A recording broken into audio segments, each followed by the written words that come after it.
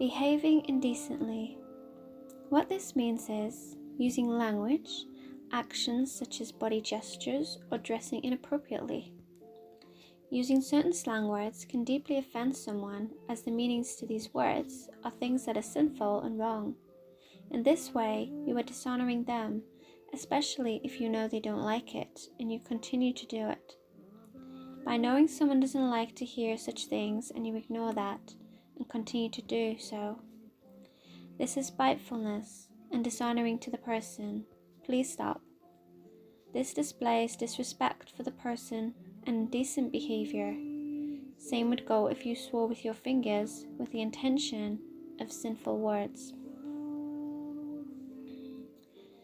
To dress inappropriately, this dishonors people and dishonors Yah, as we are made in His image, in His likeness. We are to present our bodies respectfully at all times. If Yah would not wear tight clothing, then we should not either. When you dress yourselves daily, think about your clothing. Does it please Yah, or does this dishonor Him? Are you revealing body parts that should be covered? To dress inappropriately, you are causing others to sin. We need to be respectful and honor others by dressing in clothing that is decent and modest. You want to wear clothing so people focus on your face and not your body. We are ambassadors of Messiah. We are meant to represent who He is. We are to be a reflection of His holiness, Qurasha. If you are dressing indecently, how are we reflecting His holiness, Qurasha? If we speak with words of a sinful nature, how are we representing the tongue of light and goodness? We need to be walking in the Messiah, who is all truth and righteousness. Be a reflection of who He is.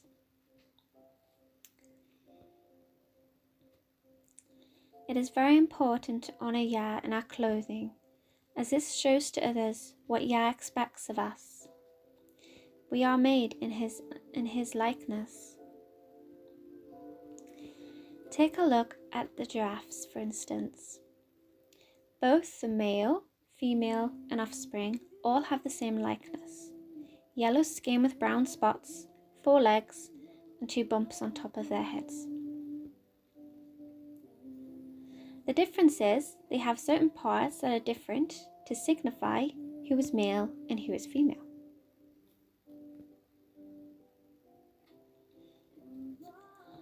Other ways of honoring Yah is in our daily lives. We do this by putting Yah first. For instance, you wake up in the morning, or afternoon for some.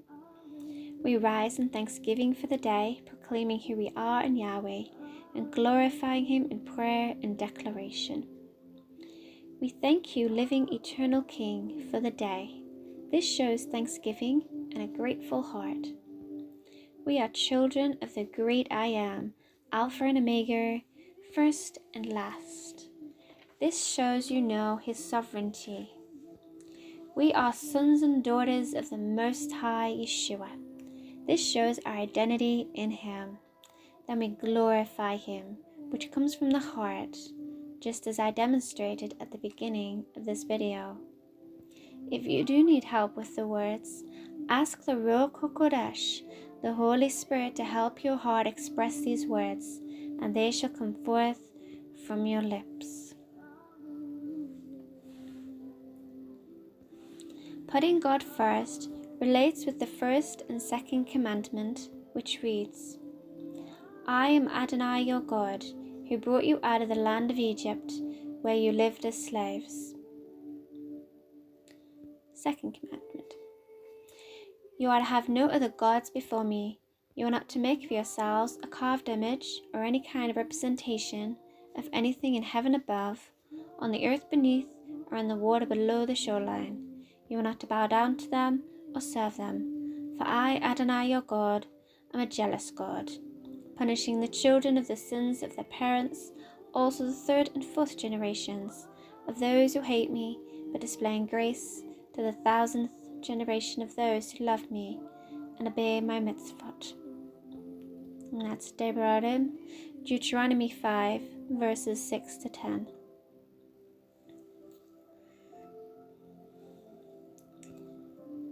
Mitzvot simply means commands, things the Lord commands of us to do. Now you may have idols upon your heart, or things set upon your heart that you place before God instead of after. This could be games, people, TV shows or films, shopping for decorated purpose. For anything we do have in our lives, we should always place Yah first, then people second. It's more than okay to go see your friends and family, to speak with them and do activities together. But put Yah first before you do these things. For example, praying and spending time with God before you go see them, and also speaking about God while you are with them. This is another way of putting Him first, involving Yah in your day. We also honor Yah by worshipping Him, by respecting His name. As soon as we become believers, we are then ambassadors, and so by the way we live, we show to everyone else how God is through our lifestyles. So by living a sinful lifestyle, yet being a believer, we are then dishonoring His name.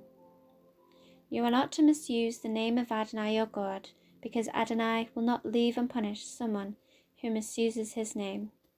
Devarim, Deuteronomy 5, verse 11.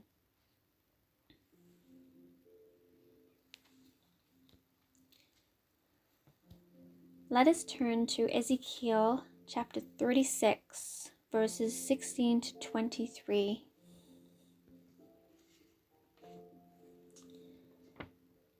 And you shall know what happens when God's name is being disrespected.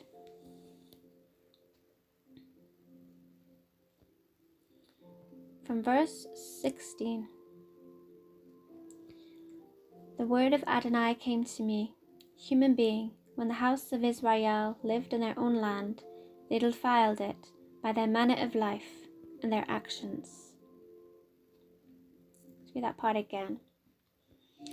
They defiled it by their manner of life and their actions. Their way before me was like the uncleanness of Nadah.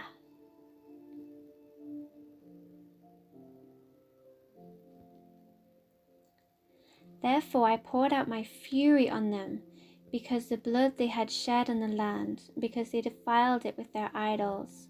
I scattered them among the nations and dispersed them throughout the countries. I judged them in keeping with their manner of life and actions. When they came to the nations they profaned my holy name, so that people said of them, "These are Adonai's people, who have been exiled from his land." But I am concerned about my holy name, which the house of Israel is profaning among the nations where they have gone. Therefore tell the house of Israel that Adonai Elohim says this: I am not going to do this for your sake, house of Israel, but for the sake of my holy name, which you have been profaning among the nations where you went. I will set apart my great name to be regarded as holy, since it has been profaned in the nations. You profaned it among them.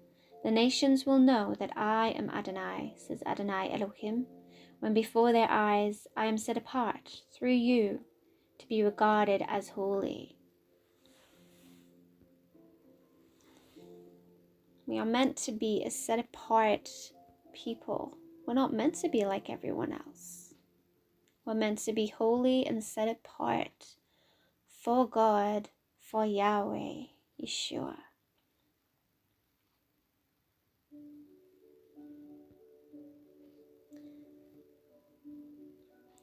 And so if Yah is holy, we must be holy also. We need to show people, give them an example of how to be holy, so that when they look at us, they will say, "This is a holy people, dedicated to Yahweh." They will know this by how we live our lives. And by doing that, we respect Yah.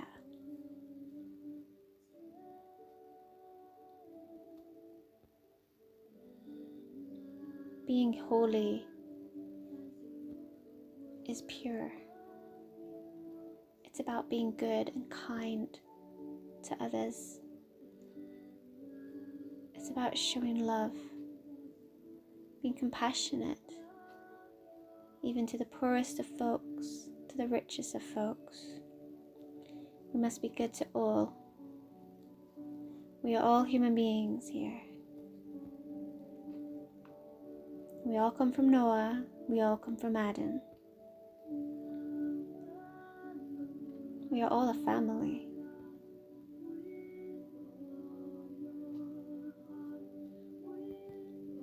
We must do what is right and show the people how to be holy through our actions and through our lifestyles. Let your lifestyle say Yeshua. Let your lifestyle say Yahweh. When people look at your lives, let them think Yahweh is in that lifestyle. If people look at your lifestyle and they don't say that, then you gotta sit back and think, why don't they say that?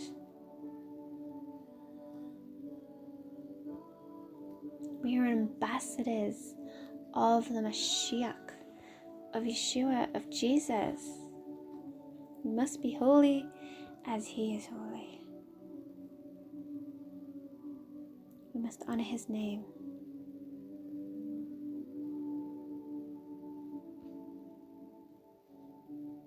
Let the ones who do not know the Mashiach truly how He is, let them know what He's like.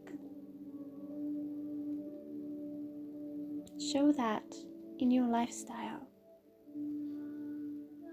So when people look at your lifestyle, they see Yeshua within it. As you live a prayerful lifestyle, they say, oh, look at this person and how he prays. Look at how he is always in the Word, how he's always praying, how he's always interceding for his brothers and sisters, how he's always wanting to help, and that he displays such purity that it is like looking at Yeshua. Live a life where people say that. Then you're being a true ambassador of Christ, of Messiah. Amen.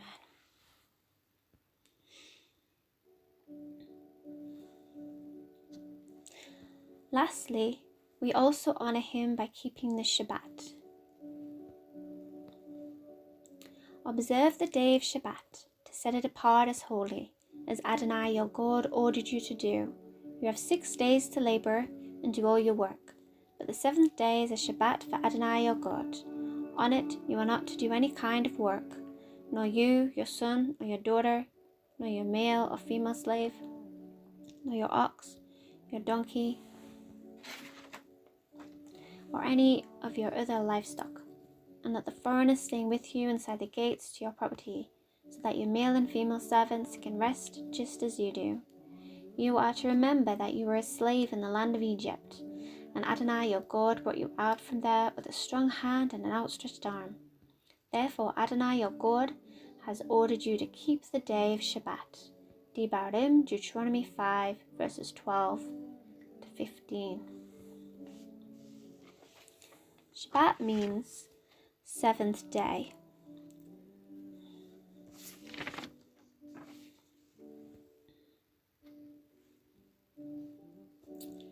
Remember the day and observe it. This day is set apart from the other days. This one day out of the week where Yah gives you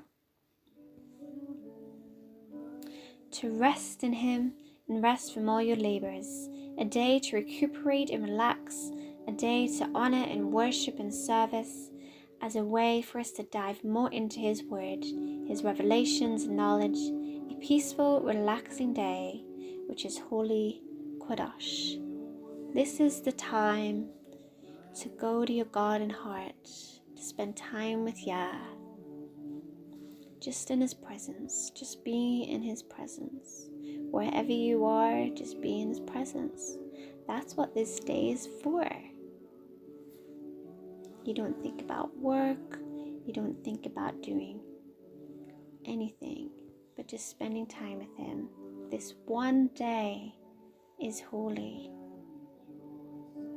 One day out of the week. The rest of the days are for work, but this day is for Yah in you to spend time together and have that intimate time in worship, in prayer, and spending time to one another. Build up on the bond you have with Yah and let it increase as father and child.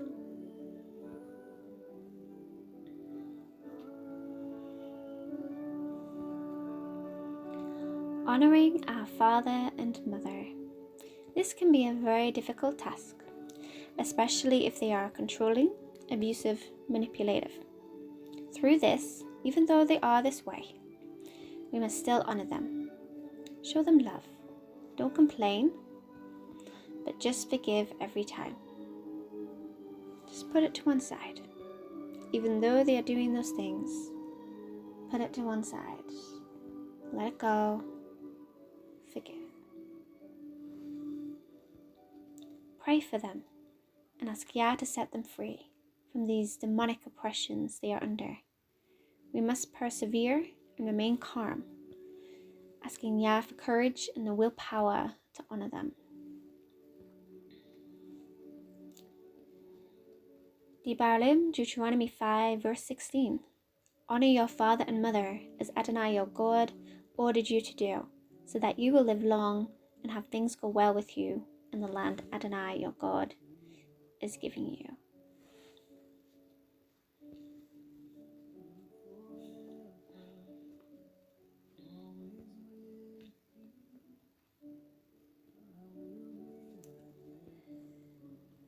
Live long and prosper.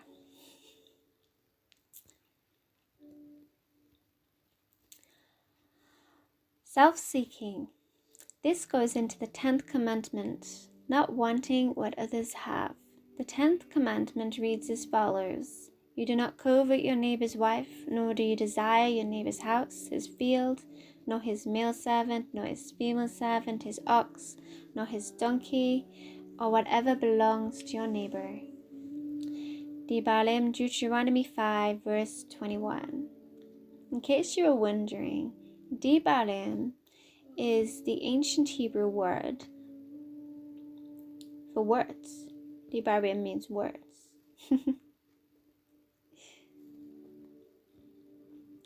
Covet, covet, covet, covet, C-O-V-E-T, simply means a desire to want it. We must not want what others have, but rather be satisfied and grateful for what we do have, as Yah is our provider and He will give us what we need, as long as we ask Him. Being grateful is a very important virtue to possess, and this is most certainly rewarding, as by developing in this gratefulness, you begin to feel happier and more simple-minded, only desiring to have what you need to survive and live your life, whether in countryside, city, or desert regions. Once you achieve this gratefulness, you begin to be happy and honored and blessed for what you do have. For there are others who do not have these things. Desire to give and desire to want only the things that you cannot do without. This will help you not self-seek. This will help you think of others and not yourself. Therefore, you don't become selfish, but you become giving and grateful. Thank the Lord for the lessons. Be grateful in knowing that He teaches you. He corrects you to build us up and shape us all into children of purity and light. Pray for the struggles and ask for the strength. He will give us what we need. Look up to Him, dear child. Show that gratitude through the love you have for Creator, Yahweh. Look forward to the vision and the hope of what He will bring. Be grateful in the waiting and thank Him for the lessons. Honor Him through this gratefulness, and in this you shall show such great respect. When heaven looks at your trials, they look at what you have learnt, how far you have come, and the strength that has been established in you. All trials and lessons have a major purpose and a plan. Look to the vision. Know that in this you are being shaped to become a child that is full of purity and light.